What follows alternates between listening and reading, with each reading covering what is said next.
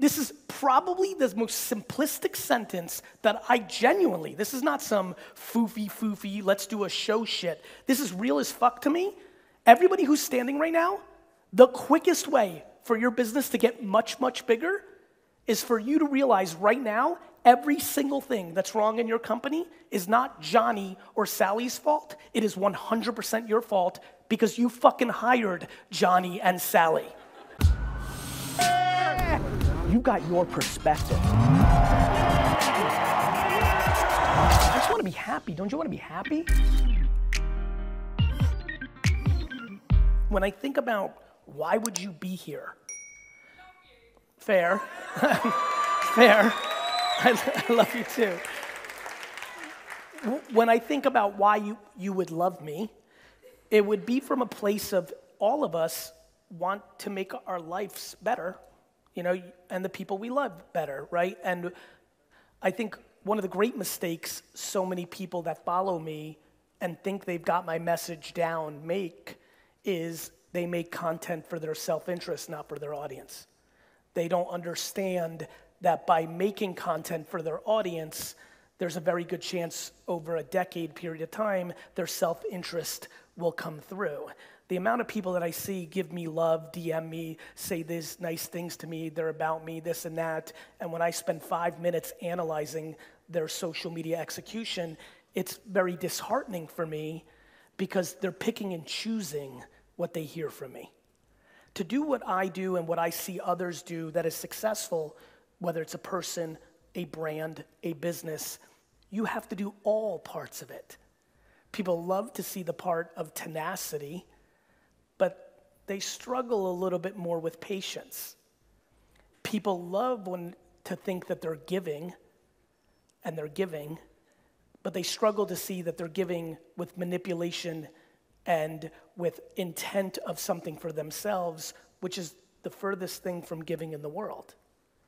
So I think what's really interesting as I go into this next chapter of my career is I've got to push myself harder to get into the depths of the nuances and the little tiny context points that make what I do work with the hope that you can have it too. One of the crazy things that has become obvious to me in the last decade is the reason I give away everything I've got is because I don't think if you then go take it and do well, that comes out of my pocket.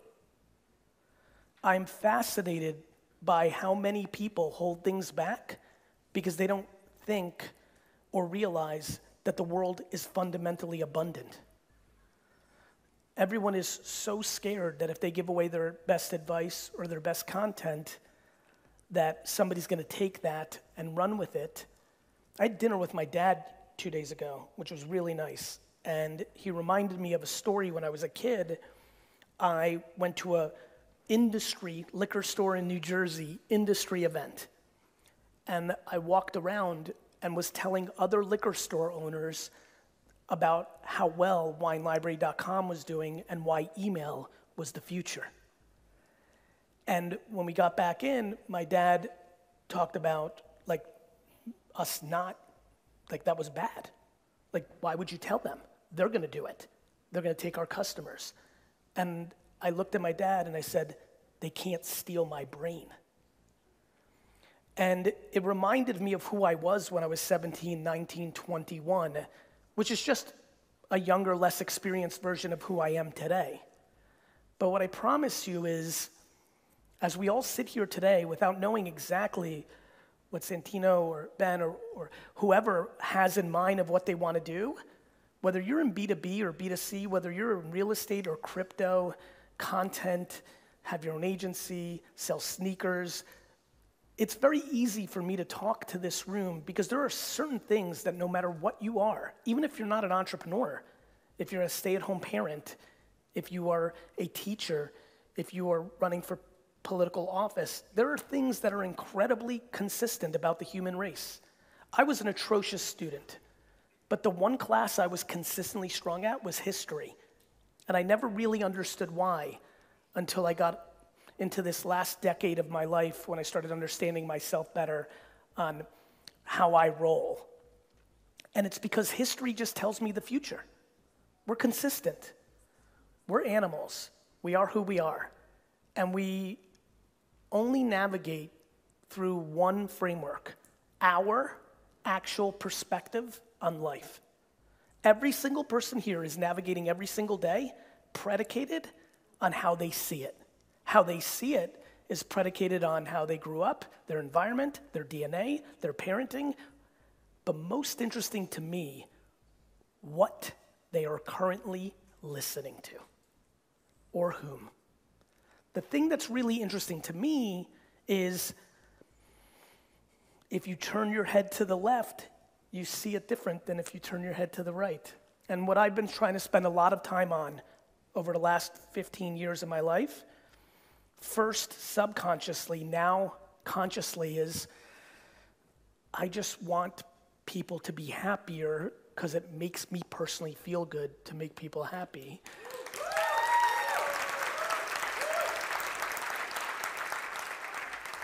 To be incredibly transparent, I also feel a level of guilt because as I've come to know the world better, I've come to realize how incredibly lucky I am. And look, for entrepreneurs like me who've worked their face off their whole life, luck is a tricky word. Because as you know, and I'm sure people in your life have done this, people love to throw out luck as a thing to make themselves feel better about somebody who's doing well. They use it when they have envy or jealousy, and that's fine. But I'm incredibly lucky. I grew up in a perfect storm of situations that gave me what I have. I have the luxury of being born in adversity. Just like this lovely lady flew from Moscow, like where we're from, where I was born, what most people in the world don't realize is the Soviet Union, in its 70-year run, you weren't allowed to leave the country. Like, leave it. It was, for all intents and purposes, jail. And so the fact that I was born in that place at the time where some people were able to leave, that's luck. The fact that I get to go to America, a foundational country in our society that cherishes and applauds entrepreneurship, when I was born a purebred entrepreneurship, luck. The fact that I was an immigrant, and for all the immigrants in here, immigrant life in that first half decade or decade is basically about food and shelter. You're not worried about fucking fresh kicks. You're worried about fucking eating. And so when you have that, and then you have a little bit of a frugal mom like I did, my parents didn't buy me shit, which trained me as an animal that I had to go get mine. That was a luxury. It's hard to be hungry when you're always fed. And so that was luck. But the biggest luck I had by a country mile is that I had a mother who built such a framework of perspective for me and balanced confidence and self-awareness, but also ramifications, eliminating delusion. She created such a framework that I had no chance but not to win. I think the world is about communication, period. I think there's nothing else. I think the world is based on communication. It's how everybody does everything. Communication is why this world is religion-based. The printing press has invented a new form of communication, books. The disproportionate leader of printing books in the first 2 decades of the printing press were religious institutions. And here we are hundreds of years later, and our society is framed on it. In a much more small way, Google AdWords come out in 2000. The #1 advertiser on that platform for the first 5 years is Amazon, and it is the foundation of why they're one of the biggest companies in the world, besides the talent of the executives. For me, life is crazy simple, and I'm desperately trying to get this room to make it crazy simple. Here's what it is. It is based on the opportunity to communicate so that you can achieve what will make you happy, and it's predicated on what you are trying to accomplish based on who you actually are. After that, everything becomes incredibly secondary. After that level of self-awareness and understanding of how the world operates, you can decide what you want to do. You can then focus on your passion, trying to maximize your dollars, or whatever else tickles your fancy. The problem is the simplicity of the framework is something people struggle with tremendously. As many of you probably know, the other thing that drives me today is I think that negativity is dramatically louder than positivity. I believe if you analyze the world, social media, mainstream media, your household, negativity is loud. Positivity tends to be quiet because it's got internal strength to deal with the negativity, and it doesn't bother itself with the negativity. Because of that, we have a world that is louder about bad and quieter about good. When this became obvious to me 7, 9, 5 years ago, I felt an incredible energy of conviction and really, just honestly, accountability. I felt like I had to get loud about the truth of the world. And here's the truth. The world is better today than it's ever been in the history of mankind. Yet, so few people believe it.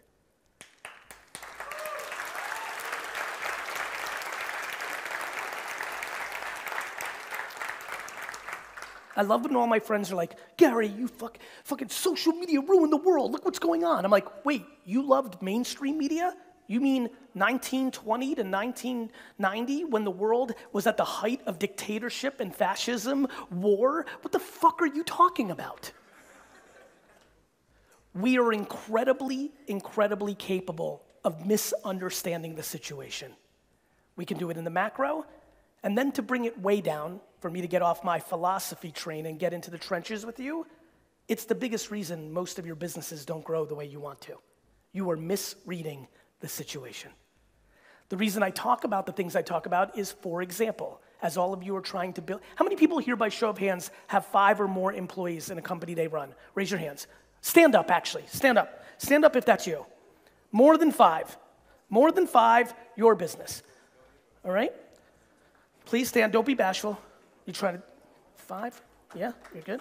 First, let's clap it up for these winners. Now, this is very important. For the people that are standing, the number one most obvious thing that I see every day of my life over the last 20 years is they think somebody in their company is at fault for something without realizing it's their fault. This is the breakthrough. You like that one? You're excited about that? Anybody who's standing right now, this is the easiest, my favorite framework. This is probably the most simplistic sentence that I genuinely, this is not some foofy, let's do a show shit. This is real as fuck to me. Everybody who's standing right now, the quickest way for your business to get much bigger is for you to realize right now, every single thing that's wrong in your company is not Johnny or Sally's fault. It is 100% your fault because you fucking hired Johnny and Sally. You can sit. This is a very big deal. This is like funny to me. I am shocked that we now live in 2021 in a world where bosses don't want accountability. Where are we? Accountability. The reason the world is so tense and the reason the world is so upset is because people don't like accountability. We love to point fingers. We hate to point thumbs. You could still be right, but the act of pointing your thumb makes it better. Let me say that slowly. I take accountability for everything that's wrong in my businesses easily. It has become second nature. Logically, I often think I'm right, and Johnny and Sally are wrong, logically. But in real truth, I am the one who hired their boss's boss. How many people here own a V-Friend? Raise your hand. Thank you. If any of those people, how many of you, if you're in here, does anybody here own a gift goat? My man. Stand up for this goat.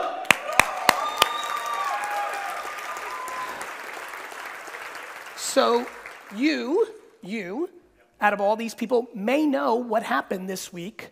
Yep. Correct. So thank you. I just want to confirm that there is a human that knows what I'm about to tell you is true. It's him. All right? This week, NFTs are decentralized, anonymous, Web3, but the world is still predominantly Web2. Gift Goat was a token I sold in NFT land where you own the token, but you also get 18 physical gifts from me over the course of 3 years. As you can imagine, I'm gonna need to have an address to send it to you. Thus, I need information.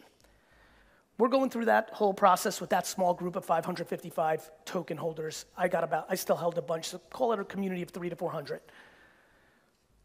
Even though we have a clear system, even though 4 people around it are super strong, been with me for a long time, as my friend here knows, this week we sent an email to all the Gift Goat holders to confirm a continuation of something we need to finish this process off. The team completely didn't follow protocol and decided to send a regular email instead of through MailChimp and a server and send it with everybody's email in the CC. Yeah. Now, the reality is, in a non-custodial environment of NFT land, there's a lot of mistakes you have to do to get something stolen from you. And just having one's email is not going to be the death blow, but it's a piece that could get to a death blow if the person on the other side and others make 2 or 3 other critical mistakes. The insanity of this mistake was high. Like, comments in the Discord for Gift Goats only of like, how do we have confidence? Everything they're saying, they're right. It was such an amateur mistake. We haven't made that mistake on regular Garyvee fucking Monday morning emails saying, what's up to you? They're hypersensitive to information. So here's what happens. I come out of a meeting in LA, I get the tech, and so just like in 2 seconds, I'm like, woof, like right, blood to the head, like wind out of chest, because I know it's going to, 1, cause some anxiety for my community, them. 2, back to me. First them, now me. First, oh shit, there's gonna be a couple people that own this thing that are gonna be anxious, and I feel bad. Next, me, which is really not me. Next, oh shit, I have 4 employees right now that are scared shitless and they're anxious. Next, me, oh fuck, I don't have 2 hours, but the next 2 hours are fucking completely destroyed because I have to go into full damage control and community building to make sure my community knows that I don't think this is a good thing and I've got to fix it. And that's what I did. Within 39 seconds of knowing the situation, I recorded an entire video taking on accountability and posting the community, and then spent the next hour and a half with the community in Discord. Why do I tell you that story? I tell you that story because I actually believe in accountability. My biggest concern is that I know there's a lot of people here who consume my content, leave comments, DM me, engage. They talk my talk, but they don't live my talk. I get more emails from people that are the employees of people who love me and talk about me all day to tell me that Rick loves you. I have no idea what you're talking about, but Rick's completely full of shit. He talks like you talk. He repeats your shit, but he's a fucking asshole. That Rick story is super common. I know there's a ton of Ricks in this room right now. I know it more than the sun will come up tomorrow.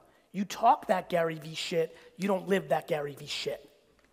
And where you don't live it is not on the hustle and grind. You don't live it on the kindness and humanity. You don't live it on the empathy and about them. 100%. Fucking 100%. And I don't say that on stage to come up here and like, I'm good and scolding you. I'm coming on stage saying, cut that shit out. I promise you, if you listen to this, it's real. It's real. The reason I pound patience down everyone's throat and everyone hates the flavor of it is because once you have a framework of patience, it eliminates so much bad behavior. Patience is important because most people can't see, like the way I set up this talk, can't see that most of the shit they do is for affirmation from other people. People can't see that most of the shit they do is to get credit from other people. Normally toxic relationships, whether parents, siblings, plus ones, or my favorite thing to hate, because I hate the word hate, but I hate this. So many of you live your life based on the comments from strangers on social media. People here don't post certain shit because they don't think it's gonna get enough likes. People post certain shit that they're not even about anymore because they think it's gonna get a bunch of likes. People are scared to make video content when they know video content works because they're scared the way they look and they don't want people to say they don't look good. The world runs on a currency of people trying to get affirmation from others. People buy shit they can't afford, do shit they don't want to do, all to impress people they don't even like.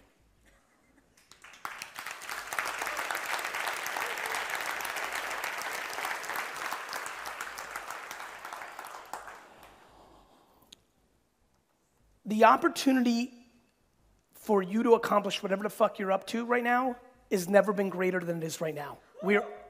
Thank you. We're at full scale of Web 2. From TikTok to Facebook, Meta. From TikTok to Meta. Fuck, that's gonna be hard. From TikTok to Meta to YouTube to podcast, you are now pretty much capable of reaching almost any person on earth if you're good enough. My favorite other non-accountable thing. My Instagram's down because Meta wants me to just run ads and they're fucking with the algorithm, these fucking fuckers. My favorite part of that is not true, Rick. Here's what's actually happening. From Facebook to TikTok to Twitter to YouTube, they're just a blank supply and demand machine. They all start out the same way. How many people here, by show of hands, have been following me long enough that when I get crazy and got crazy on TikTok 3 years ago, you listened and it worked out for you? Raise your hands. Let's clap it up for them. That's awesome. So for the people that just raised their hands, was that the first platform that you built a big community? Raise your hand. Perfect. So for those hands, what they realized when they went through it was, oh, what Gary's been saying consistently is right. You can start at zero when a platform has a ton of people consuming, but not a ton of people making content, and the ads haven't started yet. It's just supply and demand. There's people consuming, there's people making. The third variable that always happens is eventually that platform adds an advertising product, and over time, more money goes into it, but there's still just one feed. It's just supply and demand. It's real estate. It's the algorithm.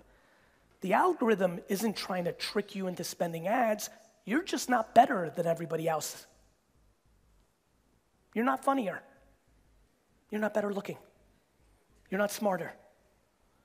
The algorithm is truth. Your subjective feelings are false. This is a good thing. This isn't bad. This is awesome. When you realize that's true, you realize, oh crap, there are people still exploding out of nowhere on YouTube, even though it's at scale. When you realize that, you're like, oh crap, there are people crushing on Instagram right now, even though the majority of us, me included, organic reach is down. They're innovating. They're adjusting. They go from a picture looking good with lighting to making a Reels, because that's how the algorithm's working. The amount of humility that I find in the business world is staggeringly low. The amount of humility that I see in the business world is staggeringly low.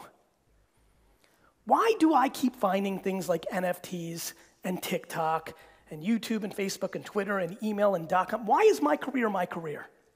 It's based on two things: curiosity and humility. Do you think I had a lot of time in December and January this last year to spend on reading about something called NFTs? You think I had those 50, 60, 70 hours a week extra to keep digging in January? I did not.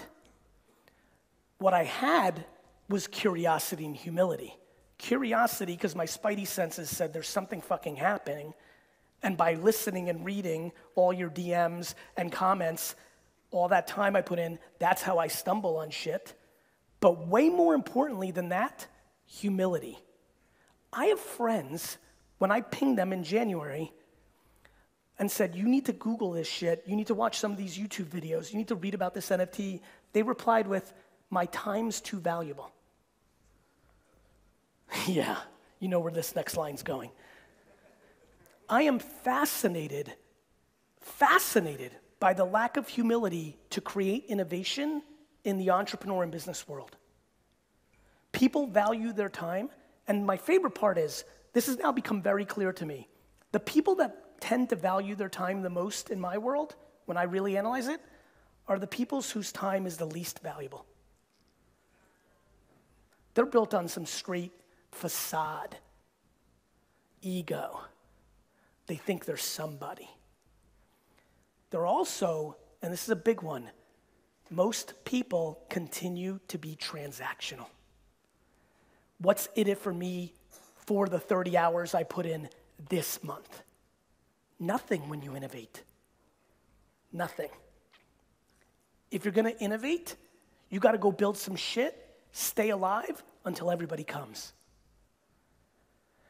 These are the things that are running through my mind. These are the frameworks that I think about so much. This is where I'm at this point of my career. I don't understand how people don't realize that kindness is the single strongest foundation to building a huge business.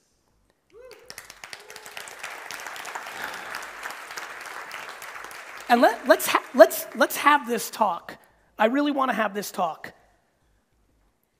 I'm not on some ideology shit up here. I'm not on some Zen, foo-foo, Buddha shit up here. I'm a better businessman than all of you combined shit, okay? That's where I'm at. So let there be no confusion when I talk over the next 5 minutes. I'm not on some like, let's zen it out, let's all be nice and kumbaya. I'm on some, I'll fucking destroy every one of you fuckers hard shit, okay?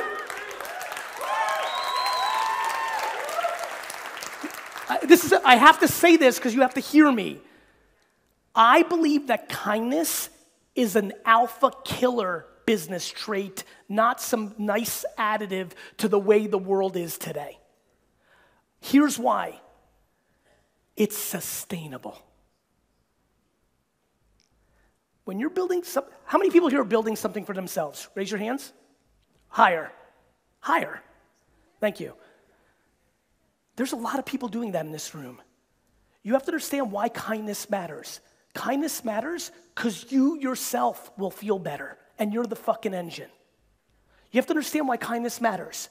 If you're kind to your employees, they stay longer.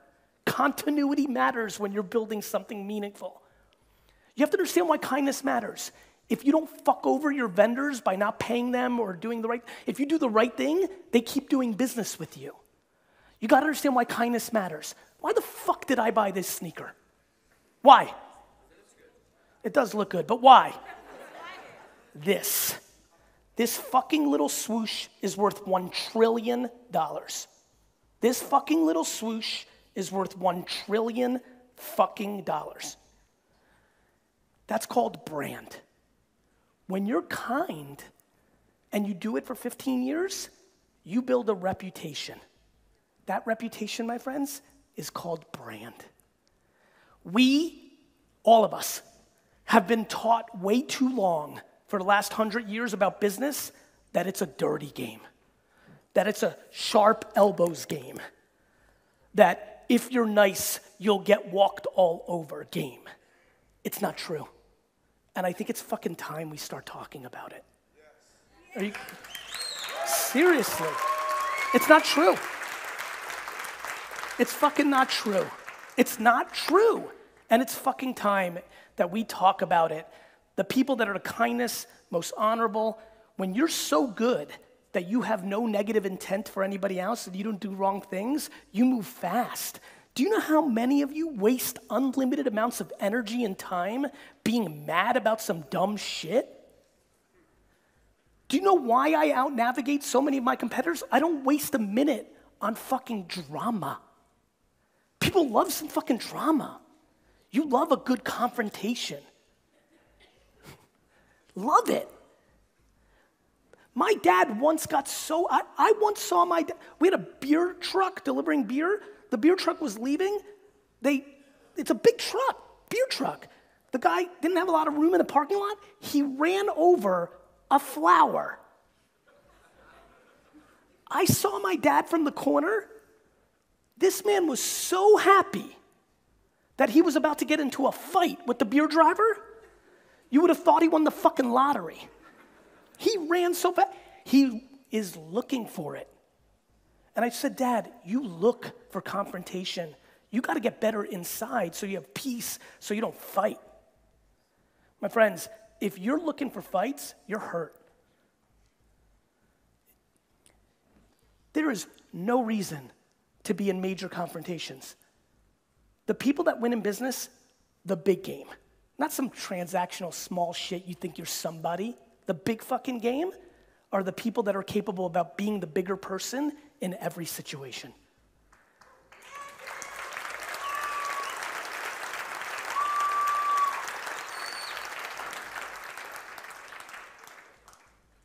Bro, where are you going? You better be taking a shit. Go, because the good stuff's coming. My friends, I sit here while we have that little laugh bathroom break, and what's going through my mind is, fuck, man, I know most of these people don't fully understand what I'm saying right now. That's what's going through. I'm like, I don't know. I'm going to fight for this forever. We have to get this framework down because it's super real and it super works. There are tried and true principles that are forever, and then what that allows you to do is have time to look for the new shit. You understand? If you're cruising over here on the empathy, compassion, kindness, patience, accountability side, if you're cruising, because I promise you, whatever's broken over here, it's eating up all the time. If you're insecure, you're overthinking everything. If you're confrontational, you're looking for fucking confrontation. If you're a gossip, you're looking to call your business friend and just shit on some other people, tearing down other people's buildings to make yourself feel better when it's doing nothing for nobody. When you got this shit going, you have people was like, Gary, how do you have fucking time? I'm not wasting time on dumb shit. That's how. You know how much energy this shit takes? My friends, let's make a pledge with me right now. Don't talk shit about your competitor. Don't talk shit about your competitor. Let me tell you why. 1, it's a waste of your 10 minutes. 2, what's really happening is you're giving her or him more power. You talking shit about your competitor is making your competitor stronger. I don't even know my competitors' names. I don't even know they exist. Give a fuck. Spend 0 seconds on it. Cheering for them, let them do their thing, has nothing to do with me. The world is abundant. Nobody on earth is taking your money or your happiness. Your perception that they are is taking your money and your fucking happiness.